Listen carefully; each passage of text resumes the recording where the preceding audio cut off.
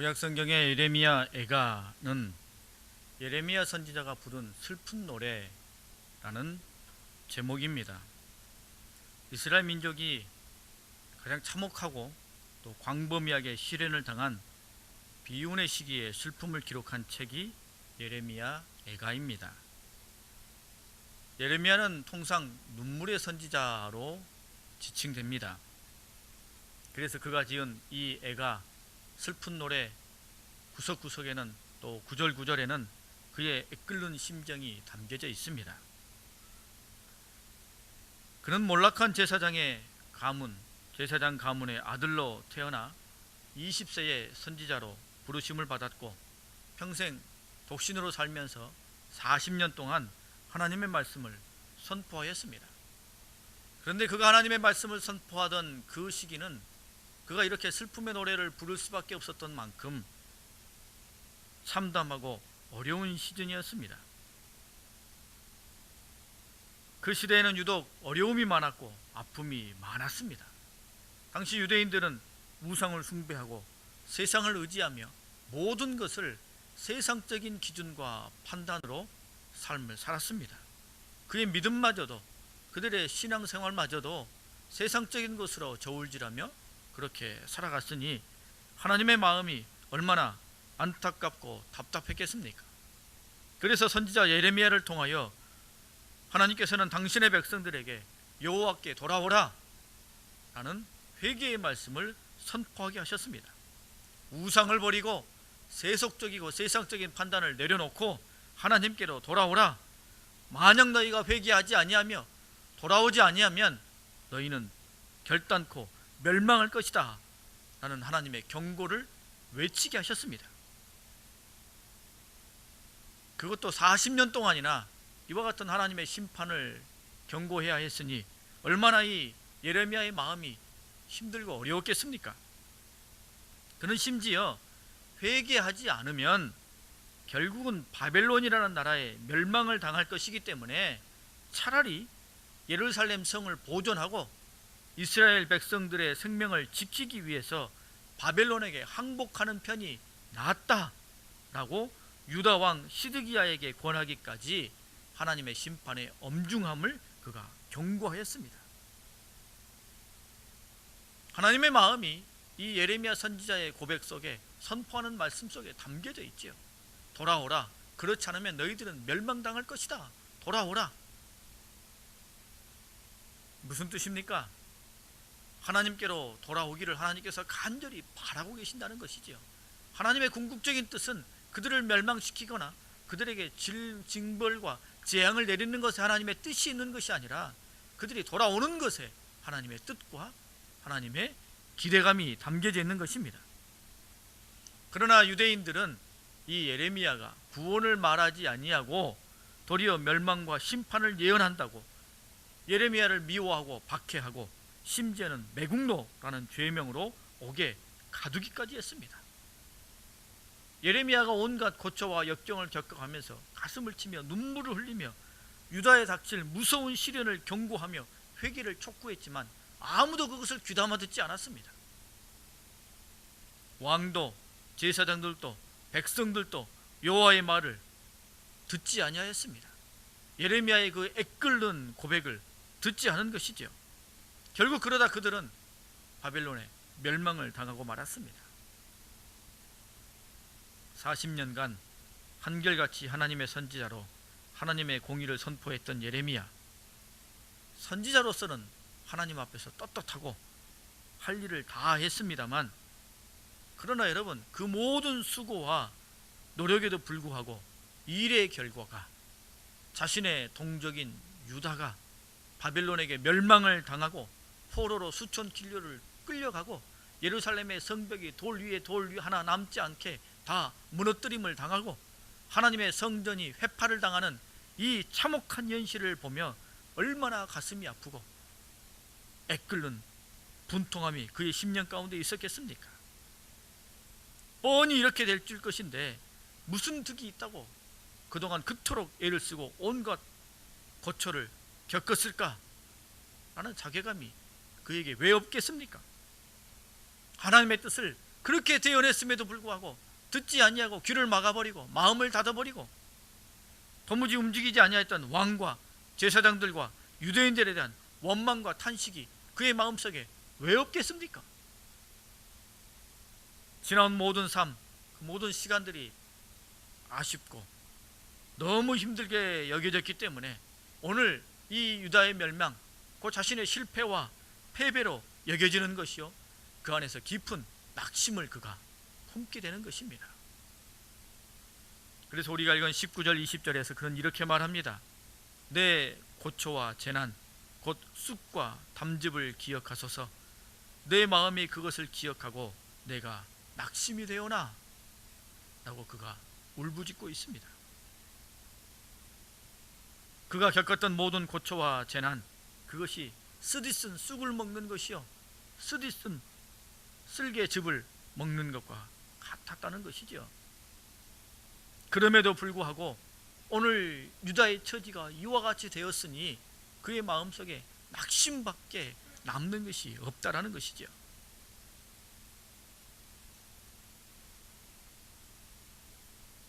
여러분, 우리도 수고하지만 실패할 때가 있지요. 우리도 최선을 다하지만 우리가 생각한 것과 전혀 다른 방향으로 되어질 때가 있습니다. 때로는 우리의 연약함으로 말미암아 좌절하고 실패와 낙담을 경험하여 깊이 낙심할 때가 있습니다. 옳은 길에 서 있었음에도 불구하고, 바른 것을 행하였음에도 불구하고 온전한 하나님의 뜻이 이루어지지 아니할 때, 내가 열심히 헌신하고 수고하고 애를 썼음에도 불구하고 하나님의 일들이 이루어져 가지 아니할 때 우리는 낙담하고 좌절하게 되죠.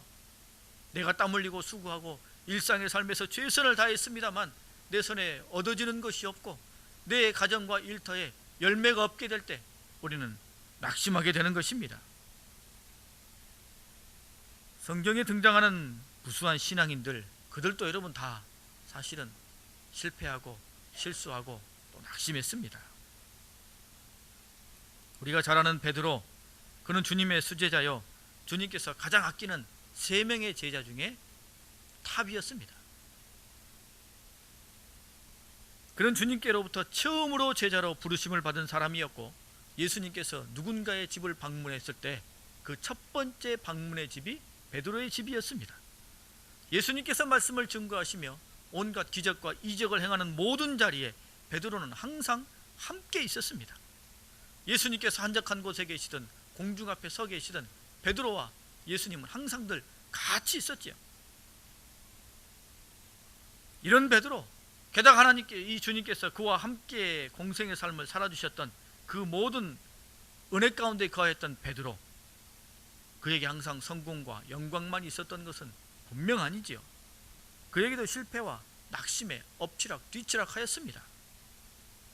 예수님께서 무리를 걸어오시던 적이 있지 않습니까? 그때 베드로도 무리를 걷게 되었습니다. 놀라운 일이죠. 하지만 예수님이 계신 곳까지 걸어갔으면 너무나 좋았을 것입니다만 어떻게 됩니까? 중간에 물속에 빠져들어갑니다. 여러분 생각해 보십시오. 예수님처럼 나도 무리를 걸어갑니다. 그런데 몇 발짝 떼지 못하고 물속에 빠져들어가니 사실 아예 시작하지 않으니만 못한 것 아니겠습니까? 중도에 꺾이고 주저앉게 되니 낙심이 더한 것이지요. 사실은 더 부끄럽습니다. 제자들 예수님 볼 낯이 없지요. 너희는 나를 누구로 하느냐? 주님의 물으심 앞에 모든 제자들은 꿀먹은 벙어리처럼 아무 말 못하고 있을 때 베드로만이 앞서서 주는 그리스도시요 살아계신 하나님의 아들이십니다 라고 선포했습니다. 예수님이 그 고백을 듣고는 박수를 치며 그를 격려했어요. 바야나 시몬아, 네가 참으로 복이 있도다. 내 믿음 위에 이 반석 위에 내 교회를 세우리라. 주님께서 이렇게 칭찬해 주시며 위대한 약속을 주셨습니다. 그런데 그 순간이 지나자마자 베드로 어떻게 됩니까? 쓰러지죠. 인간적인 것을 생각하고는 예수님을 말립니다. 예수님, 고난의 길을 가시면 안 됩니다. 예수님의 질책이 쏟아집니다. 사단아, 내 뒤로 물러가라.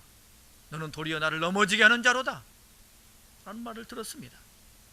앞서 그와 같은 믿음의 엄청난 고백을 했음에도 1분도 되지 못해서 그는 다시 주저앉았습니다. 그러니 낙심이 얼마나 크겠습니까? 아예 시작을 안 했으면 몰라도 그만큼 걸어가다가 주저앉았으니 낙심이 더 큰 법입니다. 베드로뿐만이 아니죠. 여러분, 노아는 이 술을 매우 즐겨하던 사람이었습니다. 아브라함은 아들을 낳기에 나이가 너무 많았죠.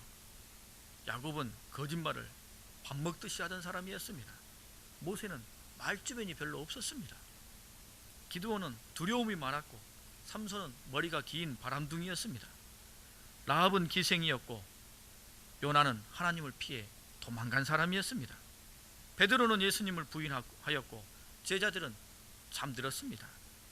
마르다는 모든 일에 대해서 근심 걱정이 많았고 막달라 마리아는 귀신에 쓰였었던 사람이었습니다. 삭개오는 너무 키가 작았고 나사로는 죽었었습니다. 위대한 신앙인에게도 실패할 수밖에 없는 이유가 충분하였고 그 실패로 인해서 늘 낙심했습니다. 그들도 주저앉았지요. 우리도 그렇지 않습니까? 우리도 주저앉습니다. 우리도 낙심합니다. 그런데 위대한 신앙인에게는, 아니 위대한 신앙인이 아니라 우리 신앙인 전체에게는 공통적인 특징이 하나 있습니다. 그것은 포기하지 않는다는 것입니다. 낙심할 수는 있습니다만 그 낙심에 완전히 주저앉지는 않는다는 것입니다. 오늘 예레미야가 그것을 선포하고 있습니다.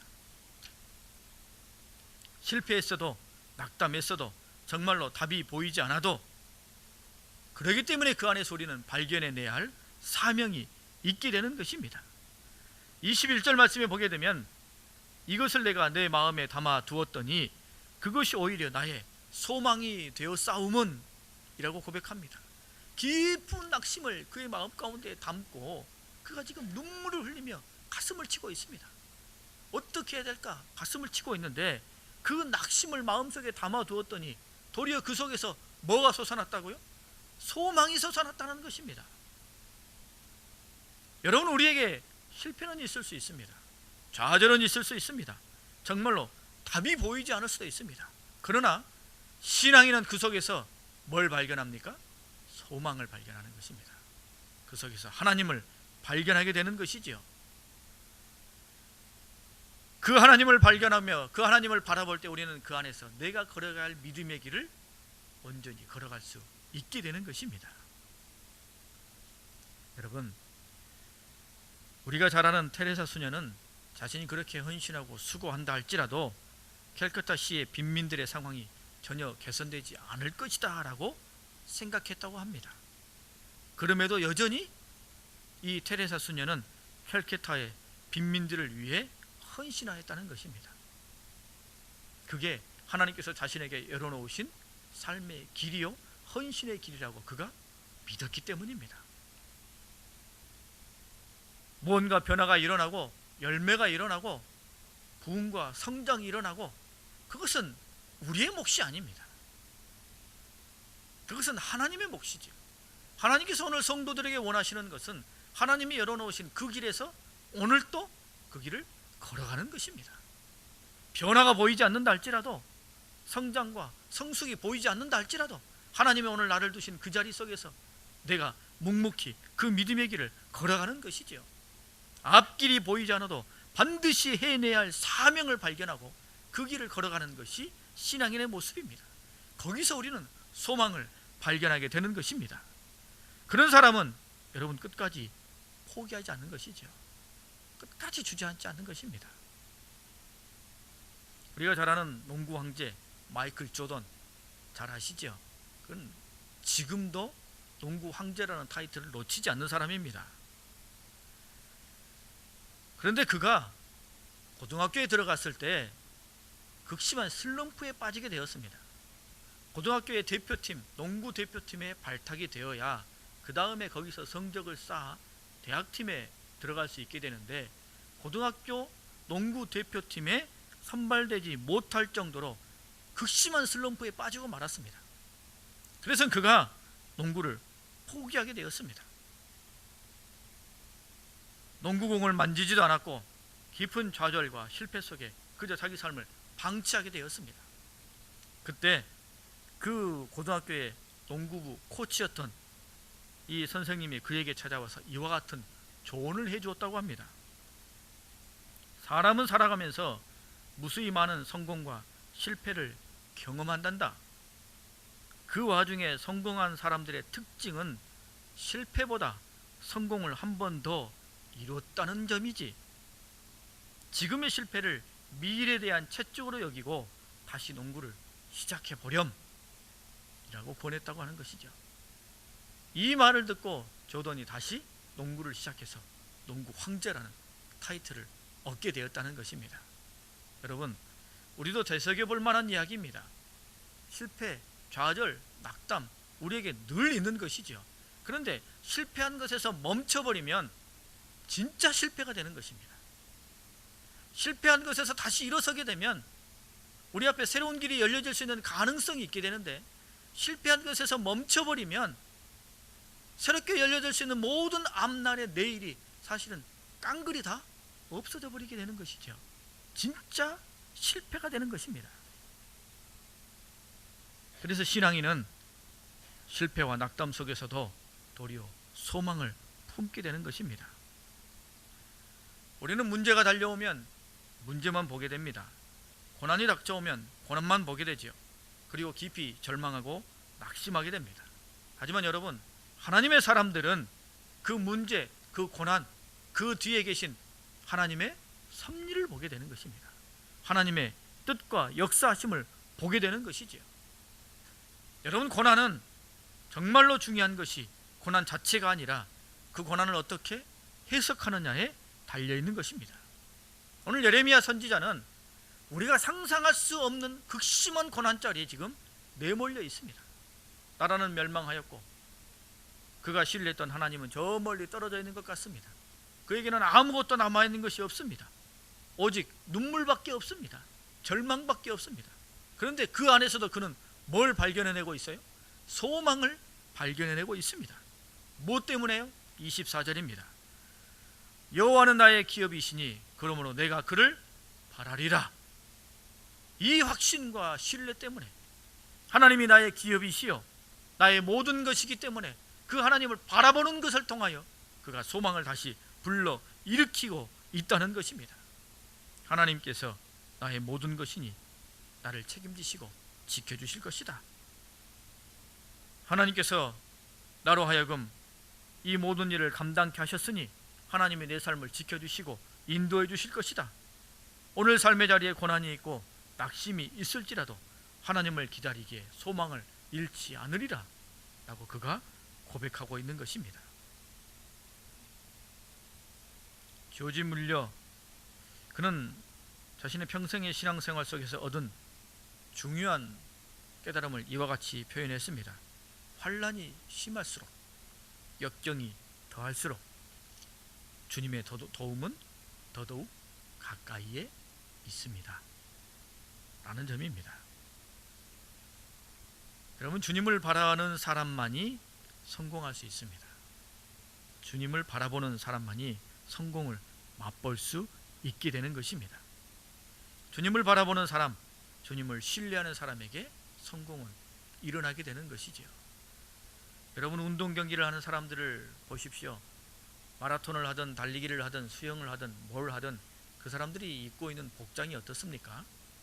가볍지요. 가장 가벼운 것으로 입고 있습니다. 우리가 믿음의 길을 달려갈 때도 마찬가지입니다. 많은 것들을 짊어지고 우리 마음 안에 온갖 것들을 다 담고 있어서는 순전하고 바른 신앙의 길을 경주할 수 없습니다. 불필요한 것들과 거추장스러운 것들을 다 벗어버리고 가벼운 몸으로 우리 앞에 놓으신 이 믿음의 길을, 푯대를 바라보며 달려갈 때 우리는 그 믿음의 경주에서 참으로 승리를 얻을 수 있게 되는 것입니다. 예레미야는 진정한 승리와 성공을 위해서 하나님을 바라보고 있습니다. 하나님께서 자신을 긍휼히 여기시며 자신을 붙잡아 주시고 이끌어 주실 것을 그가 믿고 있기 때문입니다. 그래서 22절과 23절 말씀에 보면 여호와의 인자와 긍휼이 무궁하심으로 이것들이 아침마다 새로우니 주의 성실하심이 크시도소이다 라고 그가 선언하고 있는 것입니다. 하나님의 인자와 긍휼하심이 매일매일 새 아침마다 새롭게 마치 처음 주는 선물인 것처럼 자기 자신에게 덧입혀질 것을 그가 신뢰하며 그런 하나님을 그가 바라보고 있는 것입니다. 여러분, 우리 심령의 가장 깊은 고뇌는 사실은 인생에 성공하지 못해서가 아니죠. 우리 영혼의 가장 깊은 고뇌는 나에게 영적인 능력이나 혹은 방언이나 예언이나 이런 것들을 못해서가 아닙니다. 우리 심령의 가장 깊은 고뇌는 나 자신에 대한 낙심이죠. 환경에 대한 낙심이죠. 내가 늘 죄 가운데 혹은 하나님의 말씀 앞에 바른 순종의 삶을 살아가지 못한다는 낙심이 우리 심령의 가장 큰 고뇌입니다. 온전하지 못하고 의롭지 못한 채 마치 죄인처럼 그렇게 살아가는 우리의 모습, 어제의 굳은 각오와 결단이 하루아침에 무너져버리고 부지불식간에 이기심과 탐심, 헛된 것에 사로잡히는 자신을 볼 때 더 낙심할 수밖에 없게 되는 것입니다. 힘껏 결단하며 믿음의 경주를 달려가다가 털썩 주저앉고 넘어지면 그 좌절감과 낙심이 큰 법입니다. 그 손에 잡힐 듯 뭔가를 움켜쥐려는 찰나에 그때 주저앉으면 낙심이 큰 법이죠. 모든 신앙인들은 이와 같은 믿음의 경주를 달려가고 있기 때문에 쓰러지면 낙심이 큰 법입니다. 그러나 그 낙심 안에서 우리가 다시 일어날 수 있는 것은 우리의 소망이 하나님께 있기 때문입니다. 우리를 향하여 인자와 긍휼을 베풀어 주시고 우리에게 날마다 새롭게 은혜를 베풀어 주시는 것처럼 그 인자를 베풀어 주시는 성실하시고 신실하신 하나님이 우리와 함께 하고 있기 때문에 우리는 다시 소망을 품을 수 있게 되는 것입니다. 여러분, 어느 누구도 신앙에서, 믿음에서, 신앙생활에서 계속 성공할 수는 없습니다. 인생에서는 혹시 승승장구라는 말이 딱 맞게 이루어질 수 있을지 모르겠습니다만 신앙에서는 그렇지 않습니다. 항상 승승장구할 수 없습니다. 때로는 넘어지기도 하고 때로는 실패하기도 하고 때로는 좌절하기도 합니다. 그래서 더 뼈아프고 괴롭기도 합니다만 이 실패가 신앙인들에게는 도리어 유익을 줍니다. 왜냐하면 우리는 우리 자신을 신뢰할 수 없기 때문이죠. 인간은 신뢰할 수 없습니다. 인생에서 인생살에 있어서 승승장구하면 그 사람이 얼마나 교만해집니까? 얼마나 그 마음이 완악하고 굳어집니까? 그런데 여러분, 영적인 신앙생활에서 승승장구하면 그거 어떻게 되겠습니까? 나중에는 자기가 하나님이라고 말하게 되겠죠. 자기가 모든 것을 알고 모든 것을 행할 수 있는 사람처럼 됩니다. 그래서 신앙생활에서 실패와 좌절은 뼈아프지만 그러나 우리 모두에게는 유익함이 있게 됩니다. 왜냐하면 그 낙심을 우리 마음 가운데 깊이 담음으로 내가 어떤 존재라는 것을, 내가 얼마나 연약하고 죄 많은 존재라는 사실을 깨닫게 되고 거기에서 우리는 다시 여호와 하나님을 바라볼 수밖에 없기 때문입니다. 그 속에서 소망을 발견하며 하나님을 바라보며 믿음의 길을 걸어가게 되기 때문입니다. 여러분, 낙심 가운데 계십니까? 절망 가운데 계십니까? 그것이 오히려 나에게 소망이 된다는 사실을 기억하실 수 있기를 바랍니다. 주님을 바라보며 그 속에서 소망을 다시 끄집어내십시오. 성도의 성공은 실패와 낙심 속에서도 나에게 맡기신 사명을 발견하는 곳에 있습니다. 성도의 성공은 실패 속에서도 주님을 기다리는 것에 달려 있습니다. 성도의 성공은 실패에 이르게 한 자신의 연약함 속에서도 주님의 인자하심과 신실하심을 바라보는 것에 달려 있습니다. 낙심 속에서도 소망으로 하나님의 은혜를 바라보며 참된 성공을 이루시는 믿음의 길이 될 수 있기를 바랍니다.